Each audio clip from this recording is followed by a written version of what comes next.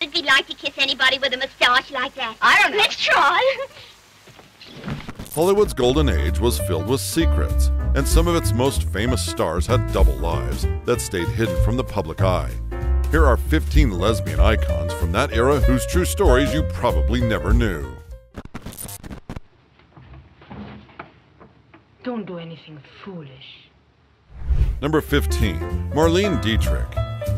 What's a better way to start off than the indomitable Marlene Dietrich, one of the most easily recognizable faces in Hollywood's golden age. Renowned for her androgynous style and seductive appeal on the big screens, Marlene Dietrich quickly became one of the most sought-after women in Tinseltown, both on and off screen. Her surreal performances in films like The Blue Angel and Morocco got her critical acclaim, but it's her work beyond movies that truly sets her apart. She lived a life that not only defied the normative culture of her time, but also challenged it. In old Hollywood, women were expected to be posh, elegant, dressy, and chic. Far be it from a lady to appear on the red carpet without being glammed up in a beautiful gown and princess-like makeup. But Dietrich, she wasn't having any of it. She was one of the few stars of the era who defied the strict gender norms, often appearing in public and on live shows wearing men's suits and tuxedos while oozing her impeccable beauty. It's impossible to fault her, though. Her choice was not only a bold fashion statement, but also a reflection of her identity and sexual preferences. Although she could not be public about her sexuality, Dietrich didn't exactly work hard to keep her exciting love life a secret. She was a big fan of gay Berlin during the 1920s, and after she moved to America and became one of the hottest female stars in the industry, her masculinity appealed to women and her sexuality to men. She was involved with numerous A-list stars and even took things a step further by engaging in affairs with men who had been involved with women she had previously been with, including Greta Garbo, Mercedes Costa, Tula Bankhead, and even Barbara Stanwick. Keeping her clandestine affairs private, Dietrich referred to her sapphic meetings with female romantic partners as sewing circles, a term that soon became the go-to code for queer gatherings in Hollywood. She was also the central figure in this underground network, providing a safe place for women to connect with other women without fear of public backlash. Although many of her lesbian relationships ended abruptly or were watered down as mere rumors, her relationship with Mercedes Costa, a well-known writer and socialite, was particularly significant. The duo were said to be very passionate about each other and even shared romantic and sexual letters. Apart from being an icon in the entertainment industry, Dietrich was also a hero during World War II. She filed for U.S. citizenship and openly condemned the Nazi regime in her native Germany. She helped her people flee from the nation, sold American war bonds, and also performed on the front lines for troops throughout the war. As her time on screen diminished, she spent the latter part of her career performing musical numbers in her iconic queer-coded attire, complete with a top hat, tuxedo, and tails. Happy and fulfilled, Marlene Dietrich passed away on May 6, 1992, in her Paris home at the age of 90, but her legacy lives on. Throughout her life, Dietrich embodied glamour, beauty, and sexual freedom, standing strong against adversity. And to date, she remains an enduring queer legend, celebrated for her impact on fashion, decadence, and Hollywood. Number 14. Dorothy Arner. If there's a woman who I wish history was kinder to, it just has to be Dorothy Arner, a powerful quintessential director who shone like a million stars in her heyday. Although history has largely forgotten her, Dorothy Arner was a director at Paramount in a time when women were hardly as influential as their male counterparts as far as production was concerned. Born in San Francisco in 1897, Arner moved with her family to Los Angeles during her childhood. It wasn't long before she entered the film industry, beginning her career as a stenographer, then progressing to a screenwriter, and eventually becoming a film director on notable works like 1919's Too Much Johnson. At first, movie mogul Louis B. DeMille assumed that Arner's gender meant she was interested in acting, but the miss made it clear that her creative passion was to lead and direct.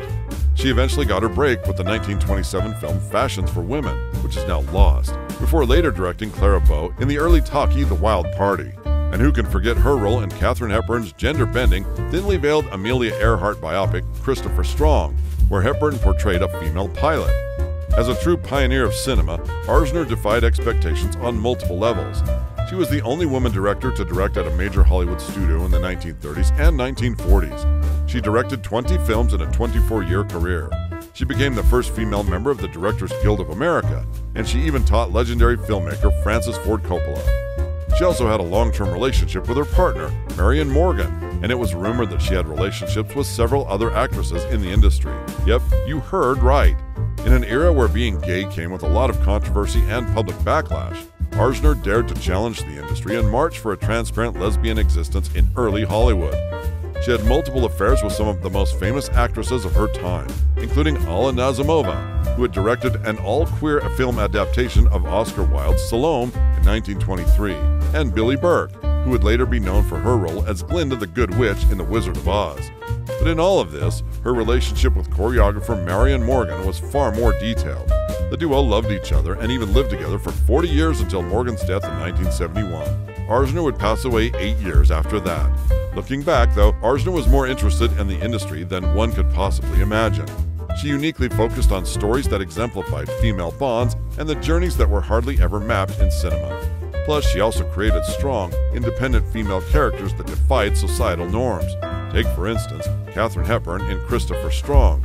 She was a fiercely independent aviator who chose to live life on her own terms and not what society expected of her. Speaking of trailblazers, let's move on to someone who equally defied the odds. Privileges. But there's one privilege they can't take away from me, you dirty little sneak. Why you... Number 13, Barbara Stanwyck.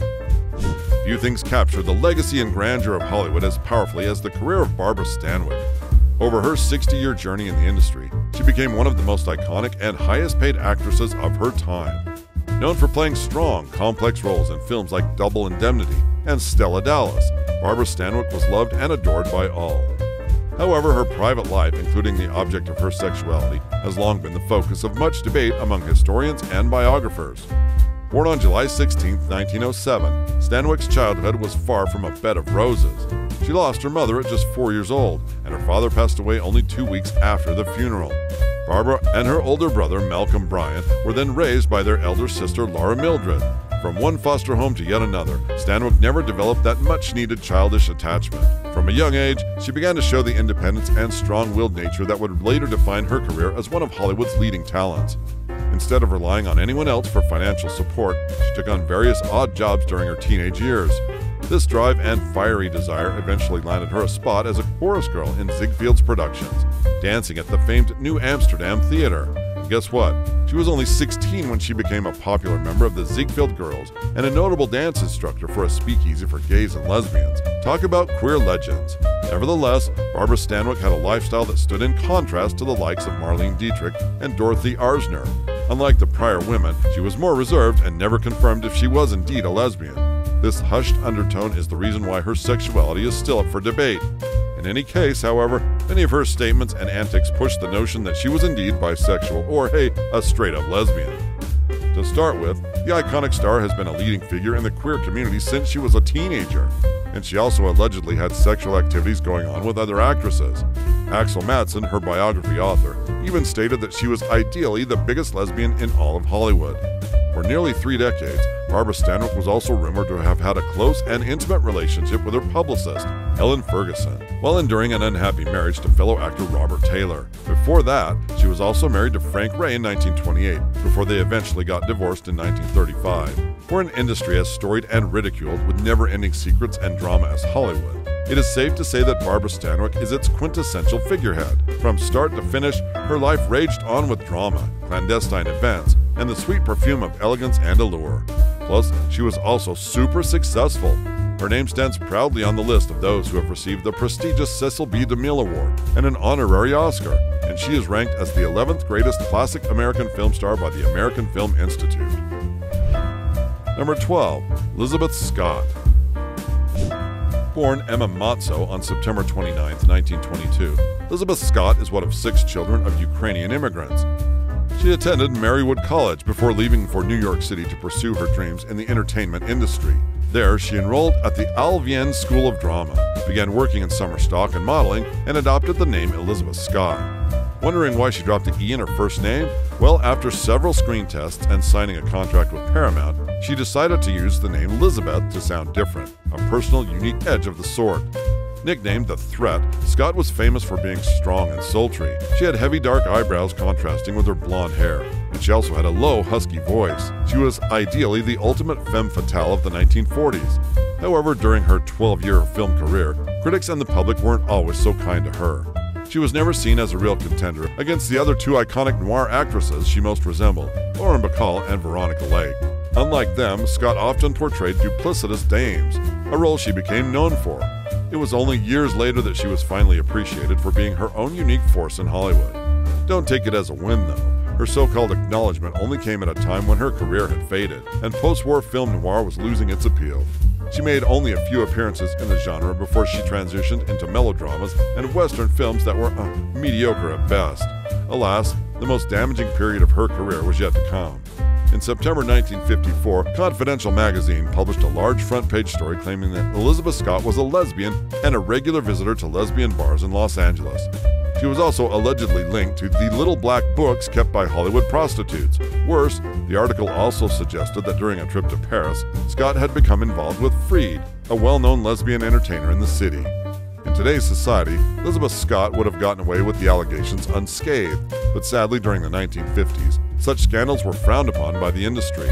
However, Scott denied the allegations and took legal action against the magazine, suing them for $2.5 million, adding that the article portrayed her in a vicious, slanderous, and indecent manner. Although it was never made public, the suit was said to have been settled out of court for an undisclosed sum. But despite this victory, the damage to her reputation persisted, casting a shadow over her career. One can only wish she was born in a different era, a time when her sexuality would have been more accepted. In a contrasting vein, our next actress also lived a life of not-so-hidden passions. Number 11. Alannah Nazimova. Next, let's talk about the life and times of Russian-born actress Alannah Nazimova.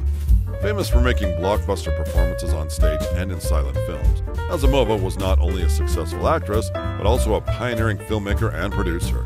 Guys, she was insanely successful in her heyday. We could even go on for hours talking about it. But hey, we're not exactly here for her artistic achievements. Today, we'll be talking about the juicy details of how Nazimova became the founder of Hollywood. Surprised? Don't be. Alannah Nazimova is kind of like a paradox. Despite being hailed as the world's greatest actress and, for a time, the highest-paid actress in Tinseltown, the majority of Nazimova's career has been lost to history, as almost all of her films were never preserved. It is somehow a name that is still relatively unknown to most. Despite the pioneering work she did in both movies and on stage, including being the first woman to start her own film production company in the 1910s, the majority of Nazimova's career has been lost to history, as almost all of her films were never preserved. According to her unpublished memoirs, the early years of Nazimova's life were characterized by severe physical and emotional abuse.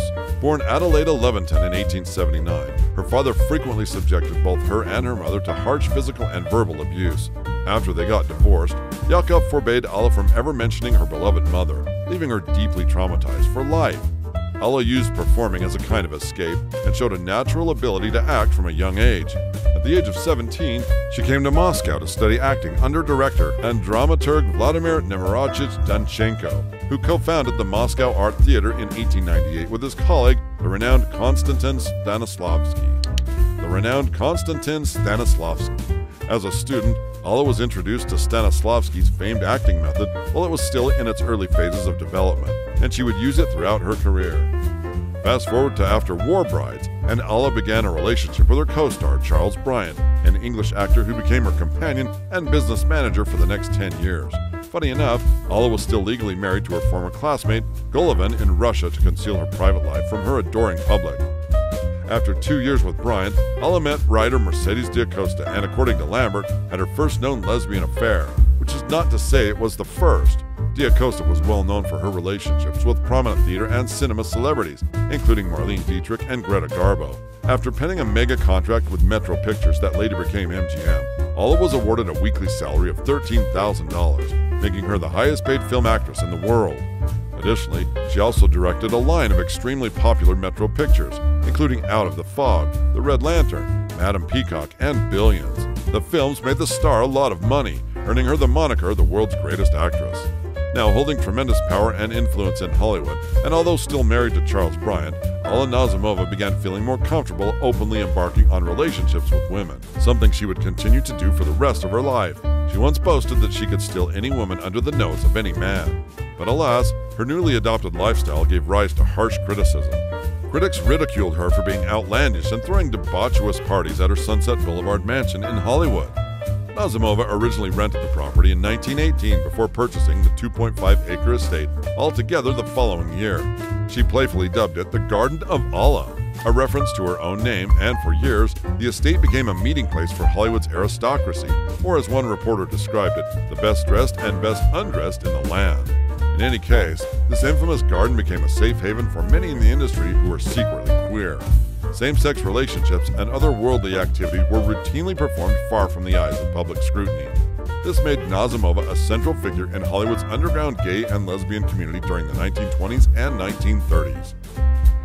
Number 10. Eva LaRue. Actress, producer, director, writer, and teacher. Eva LaRue lived a long, very fulfilled life in the industry with a myriad of things to write home about, including titles. She received New York's Cultural Award and even the Handel Medallion for her amazing heroics in building up the theatrical world. But however, behind her achievements in the industry and far beyond them was a life of deep regret, mistakes, and sorrow that would haunt her forever. Born in London in 1899 as the daughter of Richard Le Gallienne, a poet and journalist, and Julian Norgard Gallienne, a Danish journalist, life came knocking early. Her parents separated at the age of 4, and she relocated with her mother to Paris. Amazed after seeing a Sarah Bernhardt production, Eva walked backstage to see the famed actress with a heavy promise in her heart, becoming a theatrical actor. Putting her dreams into motion, she left for New York with her mother to launch a career in theater. After some highs and lows, her big break came at the age of 20 in an Arthur Richmond play not so long ago. Soon, she founded the Civic Repertory Theater Company and established a free school for actors called the Apprentice Group, funded by one of her lovers, the gold mine heiress Alice de Lamar.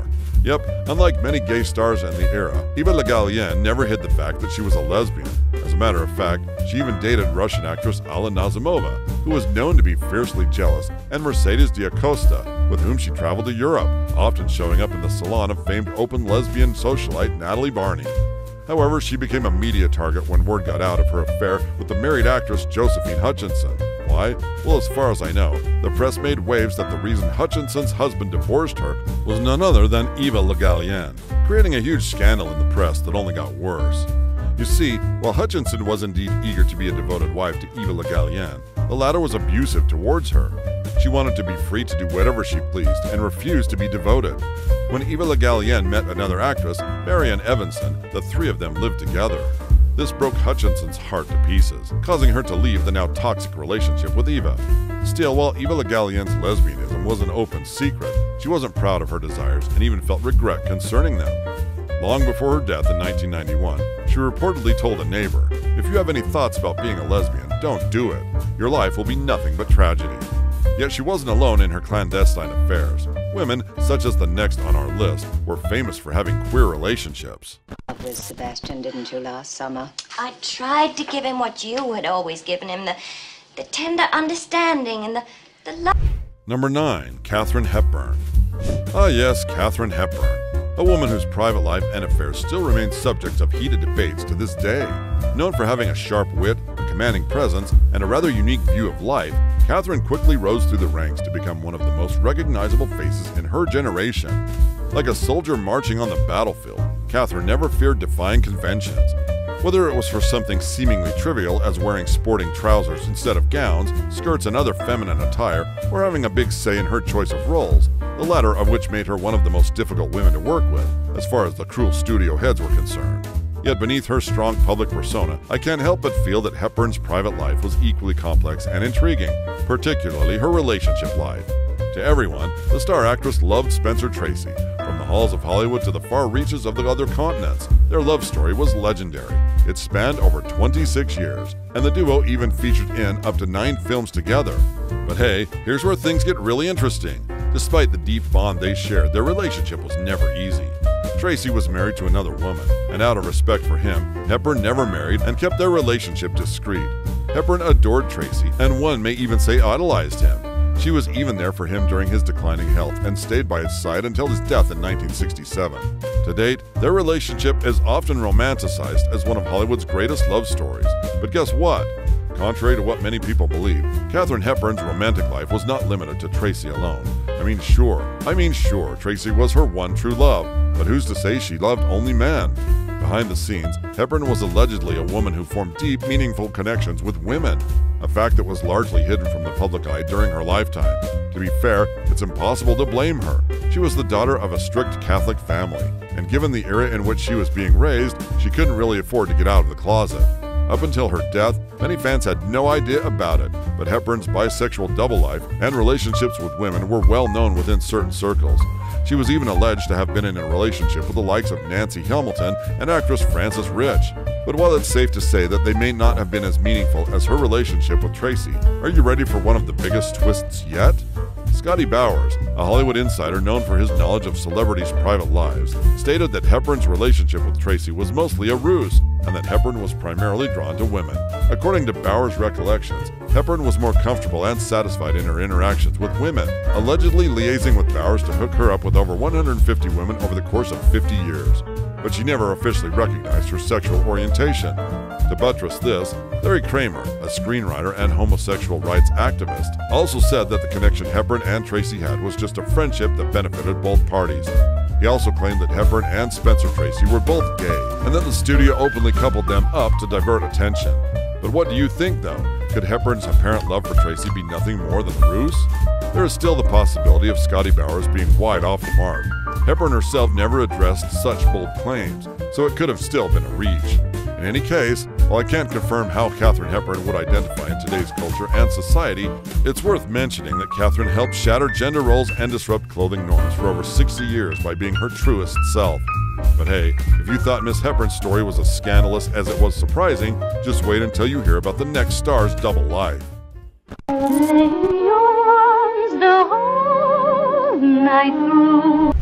Number 8. Marilyn Monroe. Whether you're a fan of the blonde bombshell actress or not, one fact that you can't deny is that Marilyn Monroe was the woman in the industry who really left the world bewildered by her beauty and charm. She was far from perfect. Her life was scandalous, full of secrets and ups and downs. But boy, it was magnificent. When her shocking death came in 1962, millions around the world mourned. But throughout her life, she was an utter charm. Praised for her voice, acting skills, beauty, and sensual body, Marilyn Monroe not only became the world's #1 sex symbol, but also the most desirable woman on the planet. Millions of men fell head over heels for her, including many in the industry where she worked. But what if, just what if, the man-eating siren that her image suggested was far from the truth? What if she could eat anyone, both men and women? For a woman who was always open about her relationships and hardly ever shied away from dropping truth bombs, there were so many aspects of her lifestyle that people knew nothing about. One of them, in particular, revolved around her lesbian encounter with Joan Crawford. If you've ever read Matthew Smith's book, Victim, The Secret Tapes of Marilyn Monroe, then you've probably heard all about it. But for the benefit of those who were out of the loop, Smith gained access to previously unreleased tapes in which Marilyn dropped some huge truth bombs, and one of them was when the star actress was speaking with her psychiatrist, Dr. Ralph Greenson. In some pages, the book described how Marilyn waxed lyrical about an intimate moment the duo shared in private. Crawford was apparently so in love with the act that she practically begged Marilyn to have another go with her, only to be declined by the blonde bombshell, the reason being that she didn't enjoy it as much. Back then, rumors were rife that Marilyn Monroe and actress Joan Crawford were heated rivals. It was said to begin when the divas attended the Golden Globes Award in 1961, and the blonde beauty stole the show with her stunning golden gown and a plunging neckline. According to the media, Joan was dissatisfied with Marilyn's attention, and resentment between the two grew. However, according to the tapes, Monroe's confession to a lesbian encounter with Joan now paints a very different narrative. That said, you might want to hold on for another second because there's more to the tale. Marilyn Monroe was also rumored to have been in a secret lesbian affair with her domineering German acting teacher, Natasha Leitis. A new book commemorating the 50th anniversary of Marilyn Monroe's death revealed how the blonde bombshell charmed a 16-year-old girl who founded the actress's first fan club at 20th Century Fox. Jane Lawrence, who later became the superstar's confidant, told author Tony Jarris about a consensual sexual experience, describing how the then 29-year-old actress leaned in and kissed her full on the lips, very softly and very slowly, to the point where she was almost hyperventilating. Yeesh, Marilyn, Marilyn, Marilyn. You sure knew how to get into the pages for really shocking reasons. Number 7. Patsy Kelly. Born on January 12, 1910, with the name Veronica Rose Kelly, Patsy made a name for herself as a trailblazing actress and comedian during Old Hollywood. Despite starting her career at the tender age of 12, Patsy's comedic genius and talent shone like a million stars in the 1930s when she was discovered by producer Hal Roach and paired with Thelma Todd. Together, they became a beloved comedic duo, starring in 35 films, including classics like 1935's Top Flat and Done in Oil a year before. Although she never truly reached A-list stardom, she was able to carve out a successful career in the industry. But alas, the weight of her personal relationships eventually weighed her down. Living in an era of intense social conservatism, the fact that Patsy was gay made her liable to be a pariah. She chose to keep her queerness a secret from the public in order to avoid the stigma and potential blow to her career. However, when indications of her sexual orientation began to emerge in the 1930s, especially when she told Motion Picture Magazine that she had been living with actress Wilma Cox for a number of years and had no intention of getting married, a gentle nod about her lesbian identity without coming out, it's difficult to believe that she would be let off the hook so easily. Like sharks smelling blood, the media pressed hard on her and publicly criticized her sexual orientation. And given the fact that she had no star studio like MGM backing her up, she was eaten alive. Entered the early 1940s, and her career was no longer the same. She was victimized for being a lesbian and had also developed an increasingly erratic behavior fueled by heavy drinking. She had to step away from the limelight and move to New York City. There she began dating Tula Bankhead and worked as her personal assistant, marking a temporary retreat from Hollywood as Patsy had to embrace her new identity and the consequences of being open about her sexuality in a deeply homophobic society. Eventually, however, Patsy Kelly returned to acting like a new person. She went into television and film and found niche roles in Rosemary's Baby and Freaky Friday. Thankfully, her talent didn't go unnoticed. She won a Tony Award in 1971 for her performance in No Nanette. Unfortunately, her later years were marked by declining health, and after suffering a stroke, she moved into a nursing home. She then passed away from pneumonia on September 24, 1981. Number 6. Margaret Lindsay.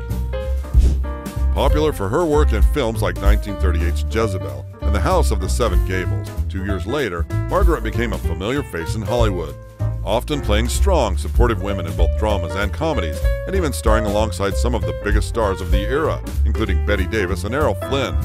One thing about Margaret was her innate commitment to her craft and her determination to persevere in any heated situation. Even when her private relationships were picking up heat, she never bent her back. Yes, she never received the same level of fame and critical acclaim as some of her contemporaries, but you'd be hard-pressed to say her contributions to the film industry during her era weren't admirable. Her performances were often praised for having depth and sincerity that many actors lacked, and she never failed to bring a unique presence and appeal to every role she undertook. That being said, following the trend of the then conservative era of Tinseltown, Margaret's personal life stood out for daring to challenge societal norms. Unlike many gay stars at the time who decided to stay in the closet and lived a reserved double life, she was open to admitting she was queer. Actresses who were romantically involved with both men and women were often advised to continue pursuing relationships with men based on the outdated belief that you just haven't met the right man. This was a common approach in therapy during the 1940s and 1950s, also applied to gay male actors. The theory suggests that a lesbian could rid herself of same-sex desire by engaging in heterosexual relationships, and the same was believed for gay men. Unsurprisingly, this approach was ineffective for most. Margaret Lindsay, however, dismissed it as nonsense and lived her life on her own terms. Her most famous relationship was with Mary McCarty, a fellow actress and singer with whom she was reportedly very close. However, the social stigma attached to being openly gay in Hollywood's golden age forced the pair to be hushed and not categorically admit the affair. Fun fact, did you know that despite her exceptional beauty, Margaret Lindsay struggled to land roles in major films because she refused to play the game? Yep, she wasn't going to sell herself or her body to a director just so she could have A-list roles. She remained true to herself throughout her entire film career, never succumbing to the pressures of marriage to satisfy the studio or public expectations. Although the studio's publicity department romantically linked her to Dick Powell, who was strictly heterosexual, she was known to date Richard Deacon, Liberace, and Cesar Romero, each of whom was gay through and through. With these men, Lindsay was assured they wouldn't even ask for a goodnight kiss. She appeared in a few movies throughout the 1960s, but Hollywood was unsure how to handle a glam lesbian who wouldn't play along. But speaking of conventionality, it's safe to say that Margaret was bisexual. On the one hand, she was romantically linked to the clean-cut Dick Powell and was quoted as stating she often fantasized about falling in love and becoming a bride. Her favorite Hollywood date is Cesar Romero. She felt safe knowing he wouldn't even have to ask for a kiss. But that's not to say she didn't love the company of women. She She was open about her lesbian sexuality within the Hollywood circle, and her closest companion, as I said earlier, was actress Mary McCarty. But guys, before we go into the next actress, make sure to subscribe to the channel and turn on post notifications so you won't miss any of our upcoming videos. It only takes a second, and you'll be in the loop.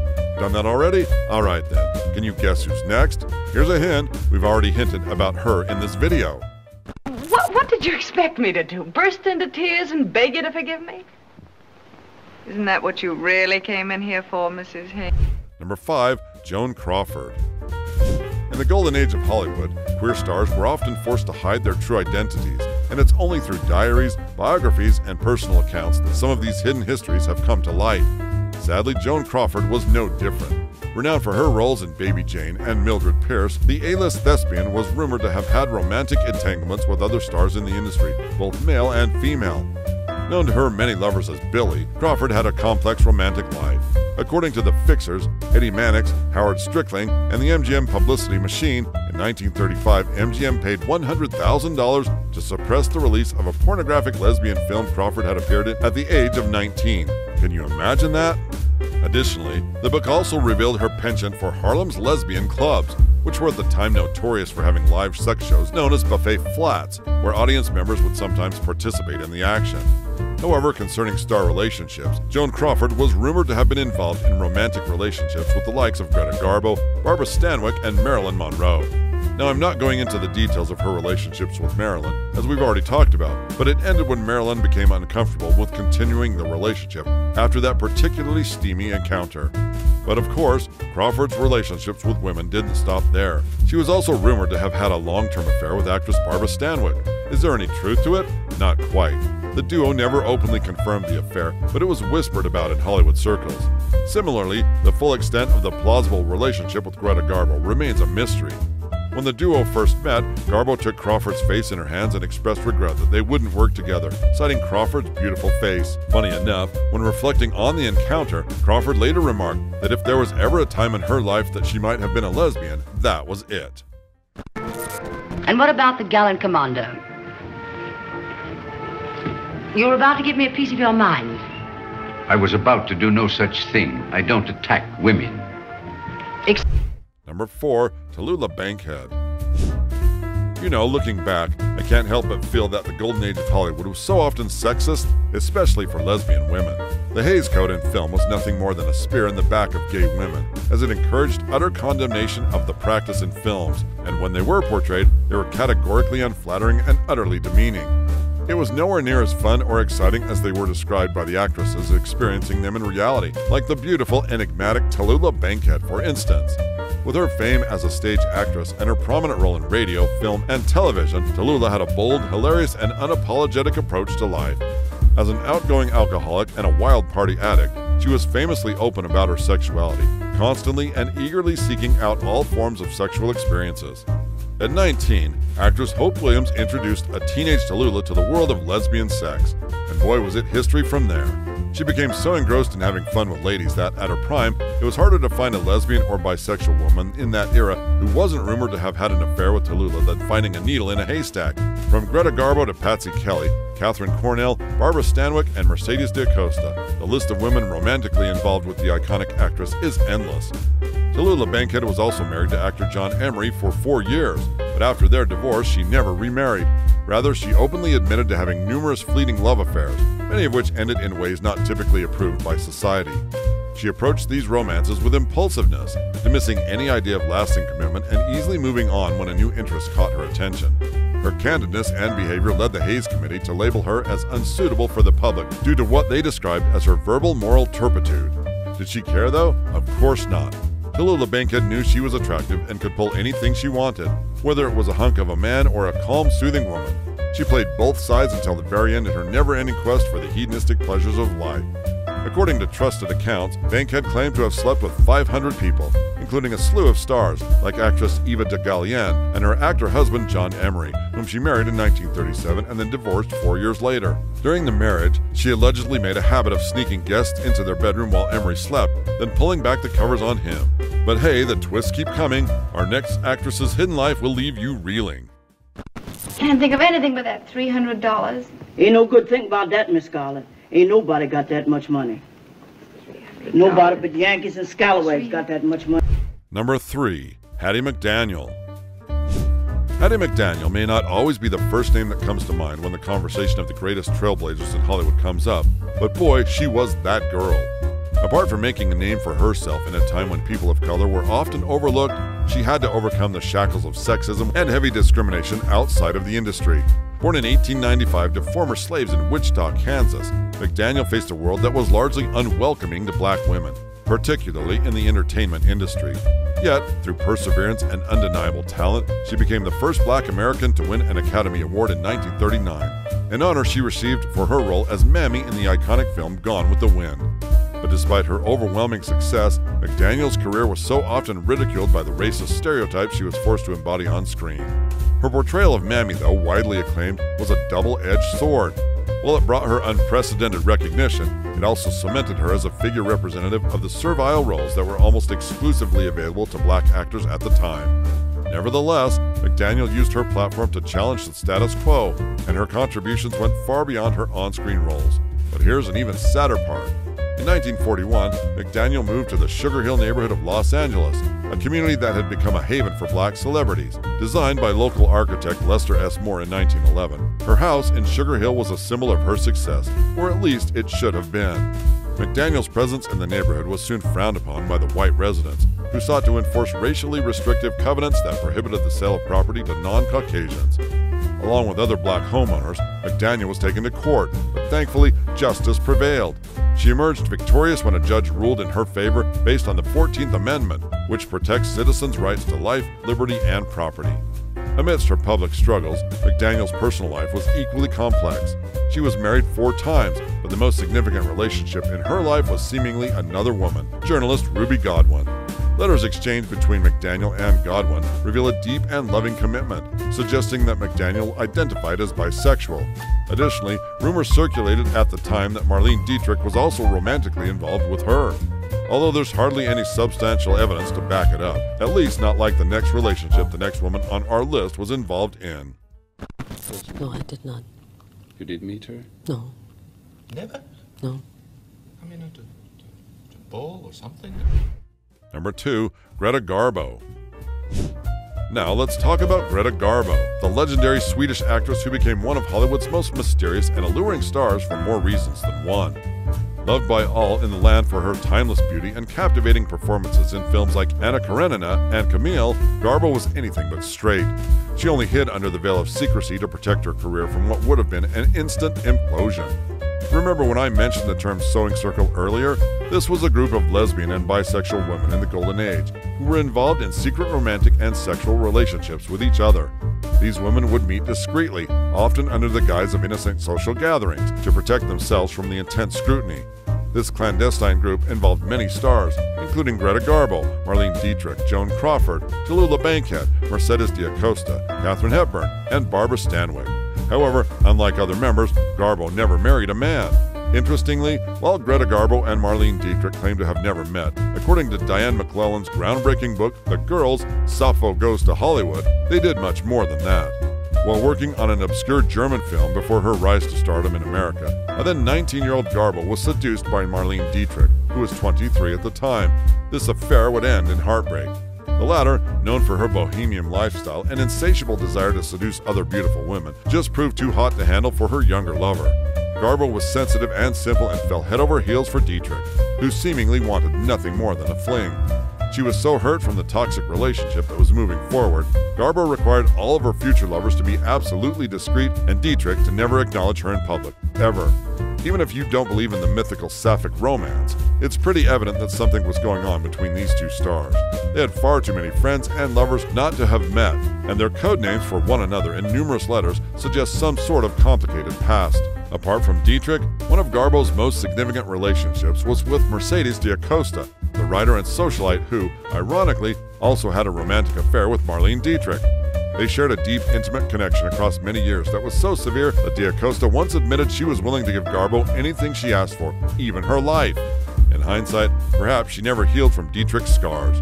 She was reserved and never publicly acknowledged her relationship with Costa.